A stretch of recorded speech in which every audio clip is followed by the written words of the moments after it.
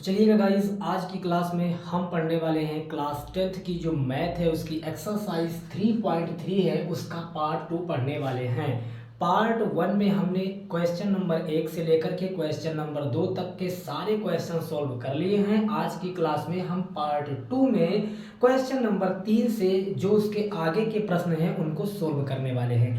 तो अगर आपने इससे पहले के क्वेश्चन नहीं देखे हैं तो प्लेलिस्ट की वीडियो बनी हुई है, मैथ की एनसीईआरटी क्लास 10th की प्लेलिस्ट बनी हुई है, उसमें आप जाकर के इसके पहले के सारे क्वेश्चन देख सकते हैं। चलिए आज की क्लास की शुरुआत करते हैं। तीसरा क्वेश्चन है कि निम्नलिखित समस्याओं में रैखिक समीकरण युग्म बनाइए और उनके हल प्रतिस्थापन विधि द्वारा ज्ञात कीजिए। ठीक है, बड़ा सिंपल सा काम करना है, रैखिक समीकरण युग्म बनाना है और बनाने के बाद आपको क्या करना है, समीकरण को प्रतिस्थापन विधि से हल करना है। ठीक है, क्वेश्चन पहला है कि दो संख्याओं का अंतर 26 है। ठीक है, यहाँ एक नंबर प्रश्न है कि दो संख्याओं का अंतर कितना है, कहेंगे 26 है। तो अगर दो संख्याओं का अंतर 26 है तो इसका मतलब हम कहेंगे कि हमने माना कि जो पहली संख्या है वो है x। ठीक है, जो पहली संख्या है वो x है और जो दूसरी संख्या है वो y है। ठीक है, क्योंकि प्रश्न में कहा गया था दो संख्याएं हैं, हमने कहा पहली संख्या x है, दूसरी संख्या y है। प्रश्न में कहा गया इन दोनों का जो अंतर है वो 26 है। अब जानते हैं कि अंतर का मतलब घटाव होता है। ठीक है, तो अगर हम पहली शर्तानुसार बात करें, पहली शर्तानुसार या पहली शर्त के अनुसार, तो देखिए कहा गया है कि दोनों संख्याओं का अंतर 26 है, अंतर का मतलब घटाव होता है, यानी x माइनस वाई बराबर कितना है, कहेंगे 26 है। ठीक है, दोनों का अंतर 26 है यानी कि दोनों का जो माइनस है, जो दोनों का घटाव है वो कितना है, कहेंगे 26 है। ठीक है, तो दोनों का अंतर 26 हो गया, इसको मान लेंगे समीकरण नंबर 1। आगे सवाल में कहा गया एक संख्या दूसरी संख्या की 3 गुनी है। देखिएगा, अगर दूसरी शर्त के अनुसार हम बात करें, दूसरी शर्त के अनुसार तो कह रहा है एक संख्या दूसरी की कितनी गुनी है, कहेंगे सर 3 गुनी कहा गया है। ठीक है, जैसे दो संख्याएं हैं, एक x है एक y है, तो एक संख्या दूसरी की 3 गुनी है। अब आप 3 से गुना चाहे इसमें कराएं चाहे इसमें कराएं, यानी कि चाहे लिखिए आप y बराबर 3x और चाहे लिखिए x बराबर 3y, दोनों में से किसी के साथ भी 3 का गुना करा सकते हैं, क्योंकि कहा गया एक संख्या दूसरी की 3 गुनी है। यानी अगर पहली संख्या 1 है तो अगली संख्या यानी दूसरी कितनी है, 3 है, 3 गुनी का मतलब 3। ठीक है, अब इसको मान लेंगे समीकरण 2।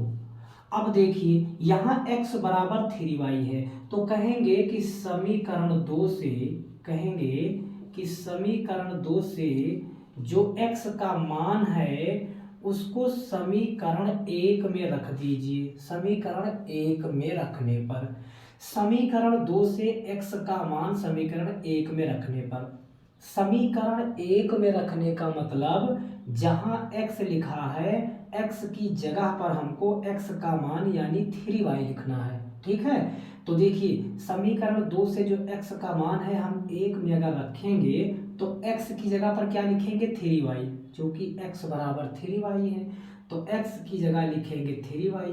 फिर बगल लिखा हुआ है माइनस वाई तो हमने लिख दिया माइनस वाई, बराबर में लिखा हुआ है 26 तो हमने लिख दिया 26। अब 3y में से अगर y जाएगा तो कितना y बचेगा, तो कहेंगे 2y बचेगा। ठीक है, और यहाँ पर है 26।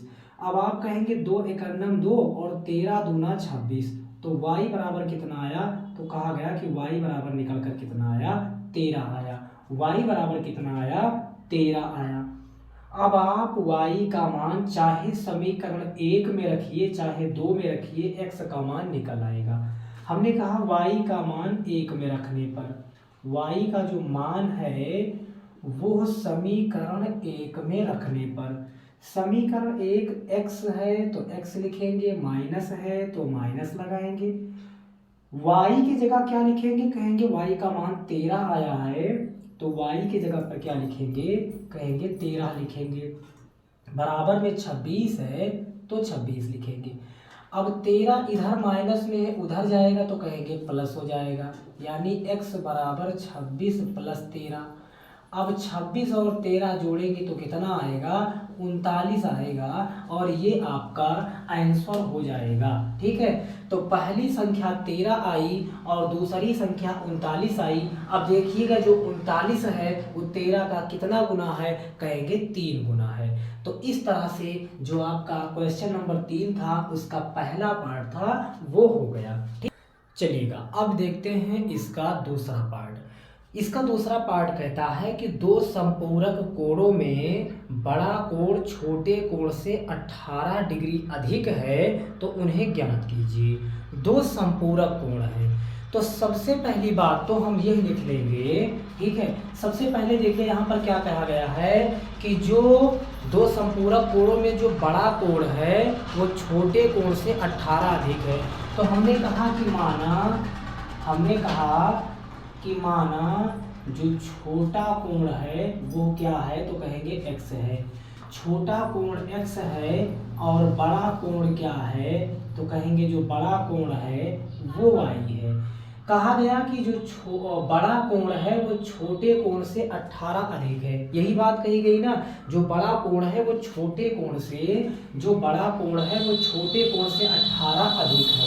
इसका मतलब हम इसको ऐसे लिखेंगे कि x बराबर y प्लस 18। यही तो कहेंगे ना, क्या कहा गया कि जो बड़ा कोण है वो छोटे कोण से 18 अधिक है। तो छोटा कोण अगर x है तो बड़ा कोण 18 अधिक है, तो 18 इसमें जोड़ देंगे। ठीक है, तो ये हो गया। अब अगर y को हम इस तरफ लाएंगे तो हो जाएगा x माइनस वाई बराबर में 18 और बनेगा समीकरण 1। ठीक है, अब देखो ये तो समीकरण 1 बना। ये पहली शर्त के अनुसार बात हुई थी, पहली जो शर्त थी, पहली शर्त के अनुसार ये बात हुई थी। अब देखिए दो संपूरक कोणों का योग कितना होता है, कहेंगे दो संपूरक कोणों का योग होता है 180।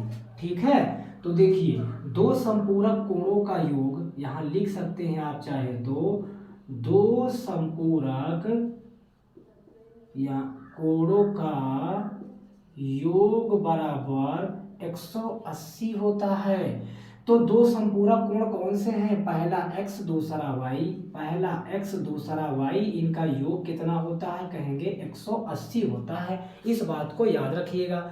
अगर कहेगा कि दो कोटिपूरक कोणों का योग तो लिख देना 90। ठीक है, संपूरक कहेगा तो 180 मान लेंगे। इसको समीकरण क्या मान लेंगे, 2 मान लेंगे। ठीक है, अब समीकरण 1 या 2 दोनों में से किसी से x का मान निकालेंगे और दूसरे वाले समीकरण में x की जगह पर रखेंगे। तो मान लेते हैं कि समीकरण 1 से, क्या मान लेते हैं, समीकरण 1 से, समीकरण 1 आपका है x माइनस वाई बराबर में है 18। ठीक है, बराबर में है 18। अब अगर y को हम उस तरफ ले जाएंगे तो x बराबर हो जाएगा 18 प्लस वाई, इसको मान लेंगे समीकरण 3। ठीक है, अब देखिए x का मान निकल करके आया 18 प्लस वाई। अब समीकरण 2 में जहां x लिखा है वहां पर इस मान को हम रख सकते हैं, कहेंगे बिल्कुल रख सकते हैं, क्योंकि इस क्वेश्चन को प्रतिस्थापन विधि से लगाना है। प्रतिस्थापन विधि यही होती है कि एक का मान निकाल करके दूसरे पर रखना।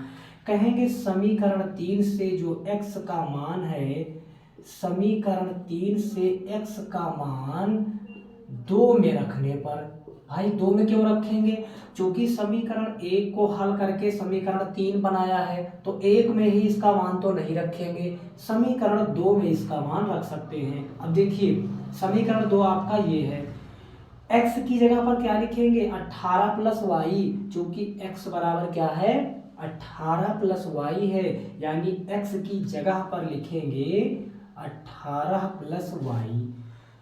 फिर देखिए प्लस y है तो फिर से प्लस y लिखेंगे, ये 18 प्लस y ये वाला है, x की जगह पर लिखा गया। ठीक है, बराबर में कितना है, कहेंगे 180 है। अब ये लिखेंगे 18 प्लस वाई, वाई आपस में जोड़ेंगे तो 2y होगा बराबर का 180। अगर हम 2y को रोकेंगे तो 18 उस तरफ जाएगा और 18 इधर प्लस में है, उधर जाते ही माइनस हो गया। ठीक है, अब देखिए, अब लिखेंगे 2y बराबर, अब इसको घटाना है तो 10 में से 8 जाएगा तो कितना बचेगा, कहेंगे 2 बचेगा। यहाँ 7 में से 1 जाएगा तो कहेंगे 6 बचेगा। यहाँ 1 है तो 1 लिखेंगे y बराबर 162, ये 2 कहाँ आएगा, कहेंगे बटे में आएगा। 2 अट्ठे 16, 2 अट्ठे 16, 2 एका 2, y बराबर कितना आया, कहें y बराबर 81 आ गया। ठीक है, y बराबर 81 आ गया। अब देखो, अब y का मान जो है, y का मान समीकरण 1, 2, 3 चाहे जिसमें रख देंगे x का मान निकल आएगा। तो चलिए y का मान हम समीकरण 3 में रख देते हैं। 3 में रखेंगे तो हो जाएगा x बराबर 18 प्लस वाई, तो y की जगह पर 81 लिखेंगे और अगर इन दोनों को जोड़ेंगे तो आएगा 99 आएगा। ठीक है, तो x का मान 99 आया और y का मान 81 आया। इस तरह से प्रतिस्थापन विधि से क्वेश्चन नंबर 2 भी सॉल्व हो गया। अब देखते हैं क्वेश्चन नंबर 3। चलिएगा, इसका तीसरा पार्ट है कि एक क्रिकेट टीम के कोच ने 7 बल्ले और 6 गेंदें 3800 रुपये में खरीदी। तो माना बल्ले की कीमत, हमने कहा इसका जो तीसरा वाला है हम लिखेंगे कि माना बल्ले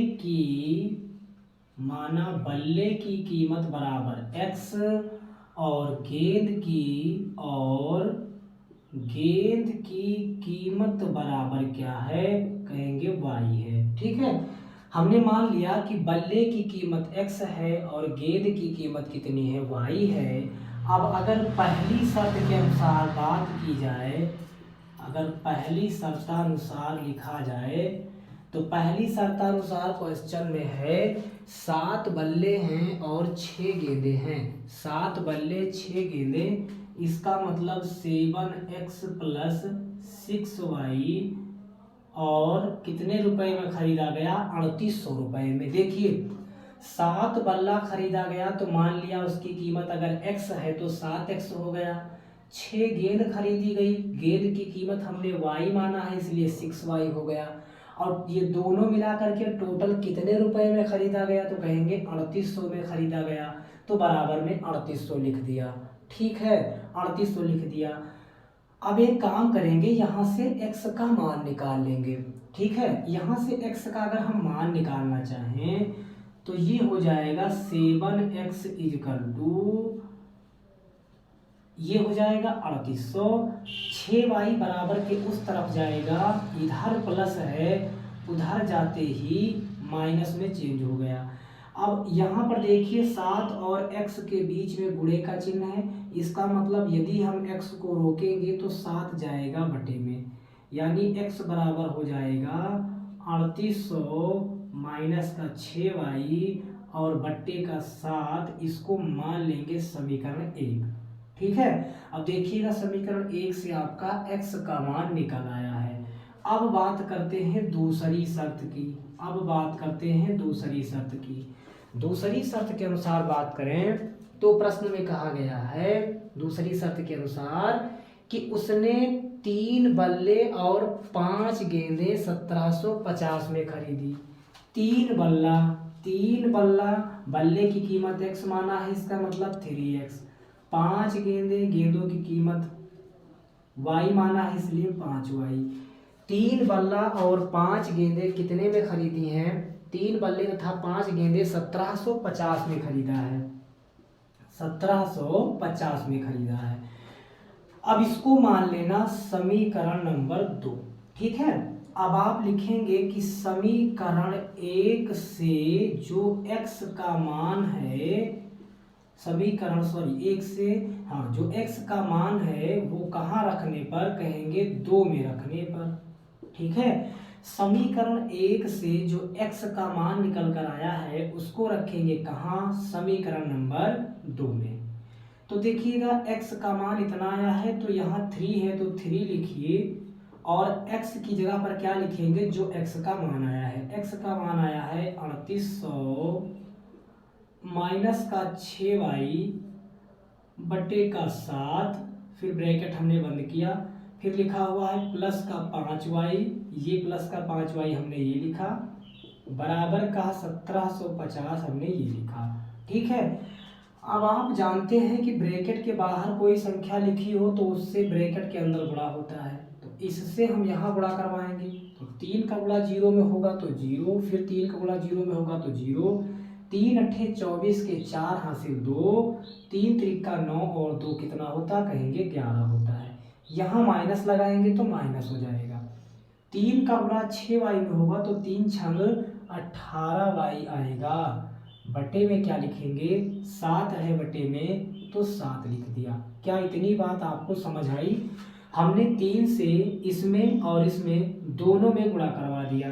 फिर लिखा हुआ है प्लस का 5y, तो हमने लिख लिया प्लस का 5y, और बराबर का 1750, तो हमने बराबर का 1750 लिख दिया।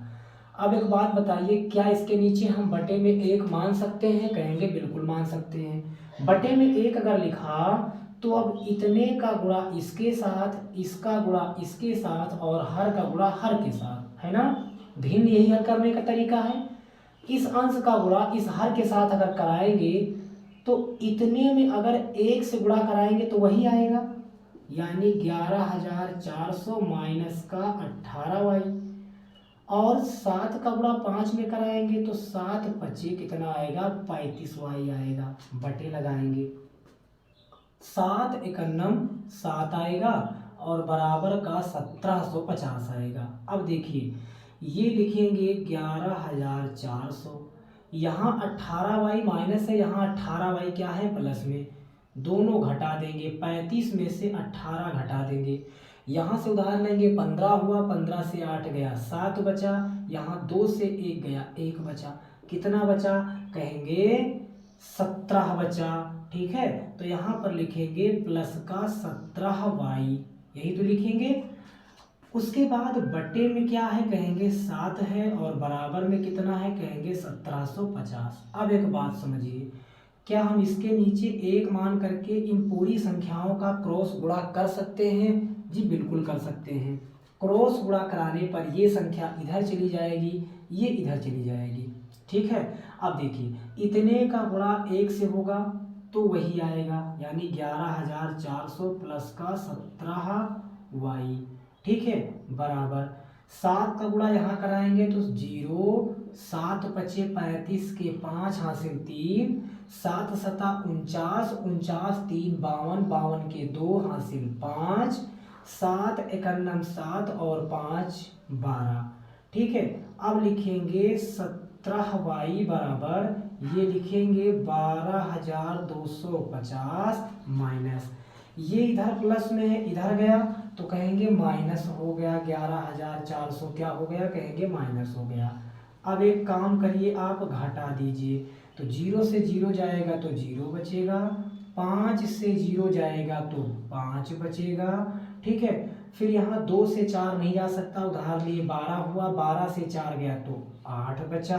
ठीक है, यहाँ 1 से 1 गया, 1 से 1 खत्म हुआ, यानी 17y बराबर 850 आया। तो y बराबर क्या होगा, तो कहेंगे 850, ये 17 आएगा बटे में, तो 17 पचे 85, यानी कि y का मान निकल कर कितना आया, कहें y का मान निकल कर 50 आया। y का मान कितना आया, कहें y का मान निकल कर 50 आया। अब y का मान समीकरण 1 में या 2 में किसी में रख सकते हैं, x का मान निकल आएगा। ठीक है, तो मान लेते हैं कि y का मान समीकरण चाहे 2 में रखें या x में रखें, जिसमें भी रखना चाहे रख करके निकाल सकते हैं। अगर समीकरण 1 में रखना चाहे y का मान, तो देखिए y बराबर 50 आया है, अब इसको हटा करके यहीं पर हम रख देते हैं y का मान। ठीक है, तो y का मान निकल कर 50 आया है, लिखेंगे y का मान समीकरण 1 में रखने पर, y का मान समीकरण 1 में रखने पर 2 में भी रख सकते हैं, दोनों में रखने पर वही आएगा। ठीक है, y का मान समीकरण 1 में रखेंगे। समीकरण 1 है 3800 माइनस का 6y और बटे का 7। ठीक है, तो फिर ये 3800 लिखेंगे माइनस का 6 लिखेंगे, गुणे लगाएंगे। y की जगह क्या लिखेंगे, y का मान 50 आया है तो y की जगह 50 लिखना है और बटे का क्या लिखना है, 7 लिखना है। ठीक है, ये x बराबर आगे लिख लेना है, x बराबर। ठीक है, तो फिर लिखेंगे x बराबर ये 3800 लिखेंगे और माइनस लगाएंगे। 6 का गुणा 50 में होगा तो 300 आएगा और बटे में 7 आएगा। फिर लिखेंगे 3800 में से 300 घटाएंगे तो कहेंगे 3500 बचेगा, बटे का 7 बचेगा। 7 बचे 35 यानी x बराबर 500 निकल कर आएगा। y का मान 50 और x का मान 500 आएगा। इस तरह से क्वेश्चन नंबर इसका जो 3 था वो सॉल्व होगा। अब देखते हैं क्वेश्चन नंबर 4। क्वेश्चन नंबर 4 कहता है कि एक नगर में टैक्सी के भाड़े में नियत भाड़े के अतिरिक्त चली गई दूरी पर भाड़ा 155 रुपये है। ठीक है, सम्मिलित किया जाता है और 10 किलोमीटर दूरी के लिए भाड़ा 105 रुपये और 15 किलोमीटर के लिए भाड़ा कितना है, 155 रुपये है। ठीक है, तो आपको नियत भाड़ा तथा प्रति किलोमीटर भाड़ा क्या है ये आपको बताना है और एक व्यक्ति को 25 किलोमीटर यात्रा करने के लिए कितना भाड़ा देना होगा। तो सबसे पहले लिखेंगे कि माना नियत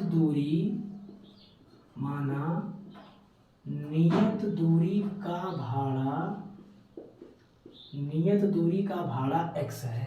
ठीक है, और प्रति किलोमीटर दूरी का जो भाड़ा है वो y है। ठीक है, नियत दूरी का भाड़ा कितना है, x रुपये कह सकते हैं और प्रति किलोमीटर दूरी यानी जो अतिरिक्त प्रति किलोमीटर दूरी है उसका भाड़ा कह सकते हैं कि y रुपये है। ठीक है, अब अगर हम बात करते हैं पहली शर्त के अनुसार। ठीक है, अब अगर हम बात कर लेते हैं पहली शर्त अनुसार, तो पहली शर्त अनुसार देखिए क्या कहा गया है कि 10 किलोमीटर दूरी के लिए भाड़ा 105 रुपये है। तो एक बात समझिए कि नियत दूरी का भाड़ा कितना है, x रुपये, तो x लिखेंगे। ठीक है, फिर कह रहे हैं अगर 10 किलोमीटर चलेंगे तो 10 किलोमीटर क्या है, यह प्रति किलोमीटर वाली दूरी है, इसका भाड़ा कितना है, y रुपये।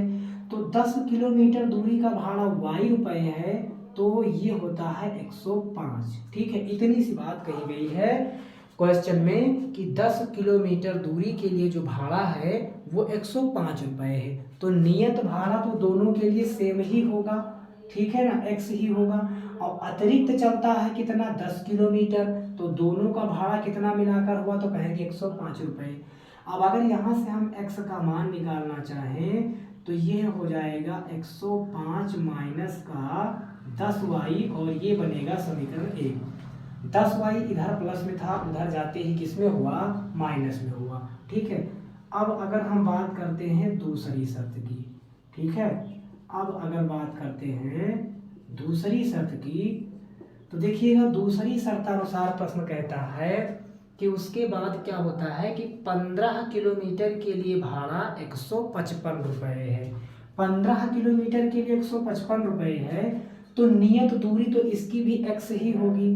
नियत दूरी तो सबके लिए यानी नियत दूरी का जो भाड़ा है वो तो सबके लिए x रुपये ही है और प्रति किलोमीटर का भाड़ा चेंज हो रहा है तो इसका प्रति किलोमीटर का जो भाड़ा है वो कितना है, कहेंगे 15 रुपये यानी 15y और भाड़ा कितना पड़ेगा तो कहेंगे 155। इसको मान लेंगे समीकरण 2, 155 है। ठीक है, 155 रुपये है, इसको मान लेंगे समीकरण 2। अब क्या करना है, समीकरण 1 से जो x का मान है ये समीकरण 2 में रख दीजिए। ठीक है, कहेंगे समीकरण 1 से x का मान, समीकरण 1 से x का मान समीकरण 2 में रखने पर। ठीक है, समीकरण 1 से x का जो मान है वो कहाँ रखेंगे, कहेंगे समीकरण 2 में रखेंगे यानी यहाँ पर। तो x का मान आया है 105 माइनस 10y, यानी यहाँ पर क्या लिखना है 105 माइनस का 10y। ठीक है, यही तो x का मान है इतना, तो x की जगह पर इतना लिख देना है। फिर है प्लस का 15y, तो हमने लिख दिया प्लस का 15y, बराबर में कितना है तो कहेंगे कि 155 है। ठीक है, अब देखो यहाँ लिखेंगे 105 माइनस 10y है प्लस 15y है, माइनस प्लस माइनस होगा, 15 से 10 जाएगा तो बचेगा 5y, और बराबर में 155 होगा। 105 को बराबर के उस तरफ ले जाएंगे, इधर किस में है कहेंगे 105, इधर हमारा प्लस है, उधर जाने के बाद माइनस होगा, तो यानी कि 5y इजिकल टू क्या हो जाएगा कहेंगे 155 माइनस 105। ठीक है, अब लिखेंगे 5y बराबर, ये 5 से 5 गया तो 0 बचा, यहाँ 5 से 0 गया तो 5 बचा। अब अगर इसको हम काटेंगे तो 5 दहम 50, यानी y बराबर 10 आया। अब y का मान जो है वो समीकरण 1 और 2 दोनों में से किसी में रख सकते हैं, तो y का मान चलिए इस बार हम 2 में रख देते हैं, 1 में रखेंगे तब भी आएगा। y का मान अगर 2 में रखेंगे तो ये x है तो x लिखेंगे, प्लस 15 लिखेंगे, गुणे लगाएंगे चूंकि y इसके साथ गुणे में है। y का मान कितना आया है 10 आया है, तो यहाँ पर 10 लिखना है, बराबर में 155 लिखना है। तो x प्लस ये 15 दहम में 150 बराबर 155 लिखेंगे, x बराबर ये 155, 150 उधर जाएगा माइनस का होगा, x बराबर घटाएंगे 5 आएगा। ठीक है, x बराबर कितना आया कहेंगे 5 आया। अब देखिए सवाल में थोड़ी सी कहानी और है, कहा गया कि एक व्यक्ति को 25 किलोमीटर यात्रा करने के लिए कितना भाड़ा देना होगा, तो नियत भाड़ा तो भाई सेम है दोनों के लिए। ठीक है, अतिरिक्त भाड़ा यानी जो अतिरिक्त दूरी है उसका भाड़ा y रुपए है, तो देखिए नियत दूरी तो सेम है, वो चलता कितना है कहेंगे 25 किलोमीटर, तो x का मान आया है 5, और फिर लिखेंगे 25 गुणे y का मान आया है 10, तो लिखेंगे 5, 25 दहम में 250, 250 में 5 जोड़ेंगे 255 रुपये भाड़ा देना होगा। इस तरह से क्वेश्चन नंबर 4 आपको सॉल्व करना था, इस तरह से क्वेश्चन नंबर 4 पूरा सॉल्व होगा। अब देखते हैं इसका क्वेश्चन नंबर 5। क्वेश्चन नंबर 5 कहता है यदि किसी भिन्न के अंश और हर दोनों में 2 जोड़ दिया जाए तो वह 9/11 हो जाती है। देखिएगा किसी भिन्न के अंश और हर दोनों में 2 जोड़ दिया जाए, तो देखिए कहेंगे कि माना वह भिन्न बराबर, अब भाई कोई अगर भिन्न है तो जाहिर सी बात है वो बटे के रूप में होगी, तो माना वह भिन्न क्या है x/y, यहाँ आप a/b भी लिख सकते हैं, c/d लिख सकते हैं, माने कुछ भी लिख सकते हैं भिन्न के रूप में यानी बटे के रूप में। कहा गया किसी भिन्न के अंश और हर, अगर पहली शर्त के अनुसार बात करें, पहली शर्त के अनुसार तो कहा गया किसी भिन्न के अंश और हर दोनों में अगर 2 जोड़ दिया जाए, तो चलिए हमने x/y के अंश में भी 2 जोड़ दिया, हर में भी 2 जोड़ दिया, तो वह भिन्न कहा गया कि 9/11 हो जाती है। ठीक है, कहा गया किसी भिन्न के अंश और हर दोनों में 2 जोड़ दिया जाए, तो अंश और हर दोनों में 2 जोड़ दिया तो वह 9/11 हो जाती है, यानी बराबर का 9/11। अब आप एक काम करेंगे, इसका क्रॉस गुणा करवा दीजिए, तो 11 का गुणा x में होगा तो कहेंगे 11x, 11 का गुणा 2 में होगा तो 11 दूना 22, और बराबर 9 का गुणा y में होगा तो 9y, और 9 का गुणा 2 में होगा तो 9 दूनी 18। ठीक है, अब समझिएगा ध्यान से, अब करना क्या है कि ये लिखो 11x, ठीक है, इनको बराबर के उस तरफ भेज देंगे। ठीक है, तो हो जाएगा 9y प्लस 18, 22 इधर आएगा माइनस का 22 होगा, इधर प्लस था इधर माइनस हुआ। फिर लिखेंगे 11x बराबर 9y, 22 से 18 घटाएंगे कहेंगे माइनस का 4 बचेगा, है ना, माइनस का 4 बचेगा। अगर यहाँ x को हम रोकेंगे तो 11 आएगा बटे में, यानी 9y माइनस का 4 बटे का 11, मान लेंगे समीकरण 1। प्रतिस्थापन विधि से इसको लगाना है। अब पढ़ते हैं दूसरी कंडीशन। दूसरी शर्त कहती है यदि अंश और हर दोनों में 3 जोड़ दिया जाए, अंश और हर दोनों में 3 जोड़ दिया जाए तो वह 5/6 हो जाती है। अगर यहाँ हम बात करते हैं दूसरी शर्त की, तो दूसरी शर्त में भी कोई भिन्न है, यानी x/y है। कहा गया अंश में भी 3 जोड़ दिया जाए, हर में भी 3 जोड़ दिया जाए। तो अंश और हर दोनों में 3 जोड़ा गया तो वह 6 बटा क्या हो जाती है, 5 हो जाती है। ठीक है, अंश और हर दोनों में 3 जोड़ दिया गया तो वह 5/6, सॉरी 6/5 नहीं, ये 5/6 है, यही तो है ना। 5 बटे क्या हो जाती है, 6 हो जाती है। ठीक है, अब अगर यहाँ हम क्रॉस गुणा करवाएं तो 6 का गुणा x में होगा तो 6x होगा, प्लस 6 का गुणा 3 में होगा तो 6 3 18 होगा, बराबर में 5 का गुणा y में होगा तो 5y, और 5 का गुणा 3 में होगा तो 5 3 15। ठीक है, अब आप लिखेंगे 6x और फिर क्या करेंगे, लिखेंगे ये 18 को उस तरफ भेज देंगे तो हो जाएगा, इधर है हमारा 5y प्लस का है 15, 18 इधर आने पर हुआ माइनस में, चूंकि इधर था प्लस में। फिर लिखेंगे 6x बराबर 5y, 18 में से 15 घटाएंगे तो माइनस का 3 बचेगा। ठीक है, इसको मान लेंगे समीकरण नंबर 1। अब कहेंगे समीकरण, ठीक है, अब कहेंगे कि समीकरण 1 से x का मान, समीकरण 1 से जो x का मान है वो 2 में रखने पर, समीकरण 1 से x का मान कहाँ रखेंगे, 2 में रखेंगे। तो समीकरण 2 में लिखेंगे ये 6, x की जगह क्या लिखेंगे, x का जो मान है यानी कि 9y माइनस का 4/11।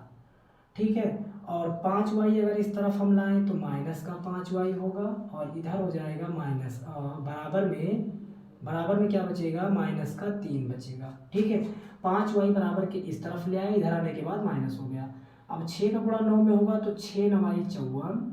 ठीक है, y है इसलिए 54y, और 6 का गुणा 4 में होगा तो 6 चौको 24, और बटे में है 11, फिर माइनस का लिखेंगे 5y, क्या बटे में 1 मान सकते हैं जी, बिल्कुल मान सकते हैं, -3।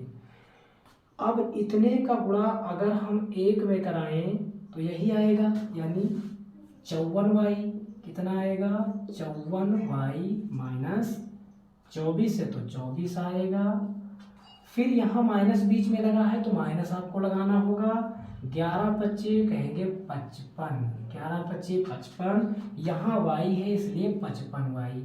ठीक है, और बटे लगाएंगे, 11 × 11 और बराबर में माइनस का 3।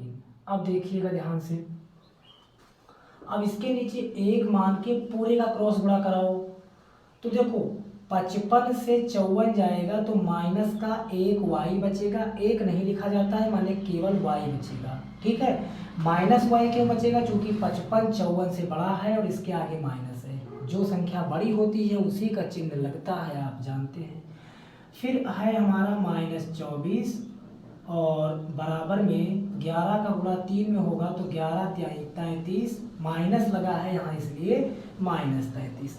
ठीक है, अब क्या करना होगा कि 24 को बराबर के उस तरफ ले जाएंगे तो हो जाएगा ये -33 लिखेंगे, ये उधर जाने के बाद इधर माइनस था, उधर जाते ही प्लस हो गया तो लिखेंगे -y बराबर माइनस का 9। ठीक है, 33 में से 24 घटाएंगे -9 बचेगा, चूंकि 33 बड़ी संख्या है इसके आगे माइनस है इसलिए -9 बचेगा, दोनों तरफ माइनस है कटेगा तो y का मान निकल कर 9 आएगा। y का मान कितना आएगा, 9। अब y का मान, y का जो मान है वो 1 में रखो, या 2 में रखो, ठीक है, चाहे समीकरण 1 में रखो या 2 में रखो, कहीं पर रखेंगे आ जाएगा।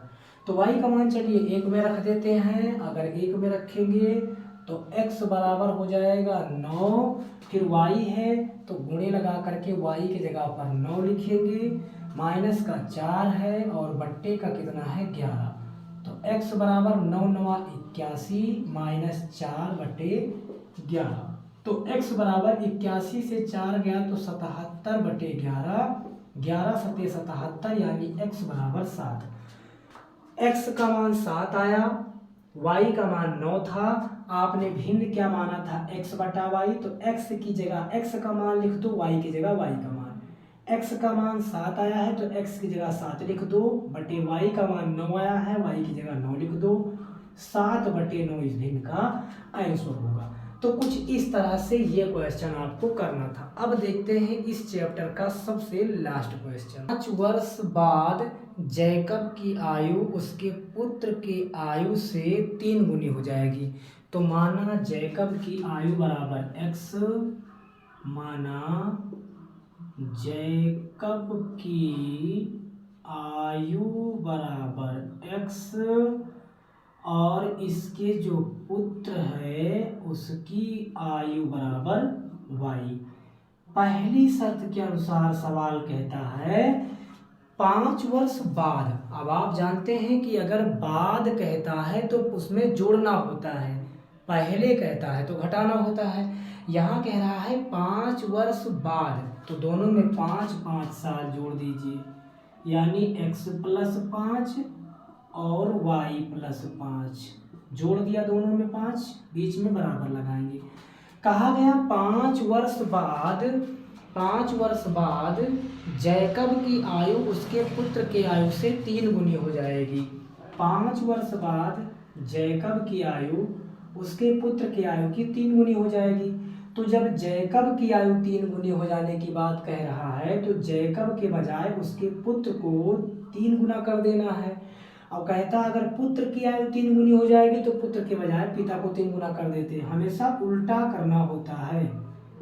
3 का गुणा y में होगा तो 3y और 3 पचे कितना होगा, कहेंगे 15 होगा। 5 को उस तरफ ले जाएंगे तो x बराबर हो जाएगा 3y + 15, 5 उधर जाएगा तो -5, x बराबर हो जाएगा 3y, 15 से 5 गया 10 बचा, समीकरण मान लेंगे 1।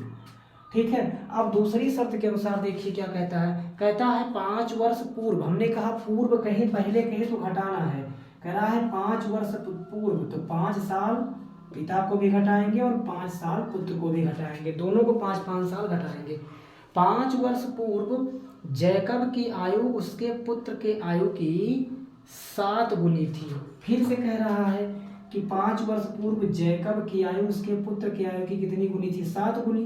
तो फिर से जैकब के बजाय पुत्र को 7 गुना कर देना है, तो लिखेंगे x - 5, 7 का गुणा y में कराएंगे तो 7y और 7 का गुणा 5 में होगा तो 7 × 5 = 35। फिर ये लिखेंगे x माइनस, अब ऐसा कीजिए कि 5 को बराबर के उस तरफ भेज दीजिए, तो बराबर हो जाएगा 7y - 35, 5 इधर माइनस में इधर आएगा तो प्लस बनेगा, यानी +5। लिखेंगे x बराबर 7y - 35 से 5 गया 30 बचा, मान लेंगे समीकरण 2। अब समीकरण 1 से x का मान समीकरण 2 में रख दीजिए, आंसर आ जाएगा। कहेंगे समीकरण 1 से x का मान 2 में रखने पर, समीकरण 1 से x का मान 2 में रख दीजिए, तो देखिए x का मान 3y + 10 है, यानी यहाँ x की जगह पर क्या लिखना है, 3y + 10। फिर बराबर में देखिए ये हो गया, x की जगह पर ये x का मान 3y + 10। अब बराबर में है कितना, 7y - 30। ठीक है। अब आप इनका पक्षांतर कर लीजिए, तो लिखिए 3y, 7y इधर लाएंगे तो होगा -7y, बराबर इधर है -30, 10 इधर प्लस में है उधर गया तो हो गया -10, 7 में से 3 घटाएंगे -4y बचेगा, माइनस इसलिए लगा क्योंकि 7 बड़ी संख्या है और उसके आगे माइनस है, बराबर लगाएंगे। 30 और 10 40 होगा, -40, चूंकि माइनस की संख्याएं आपस में जुड़ती हैं तो मान माइनस आता है, दोनों तरफ माइनस कटेगा तो y बराबर क्या हो जाएगा, ये 40 है और ये 4 आ जाएगा बटे में, 4 दहम में 40, y बराबर 10 आया। y बराबर जो 10 आया, अब इसका मान चाहे समीकरण 1 में रखिए और चाहे 2 में रखिए, x का मान निकल आएगा। x का मान आप निकाल करके हमें कमेंट बॉक्स में कमेंट करके बताएंगे।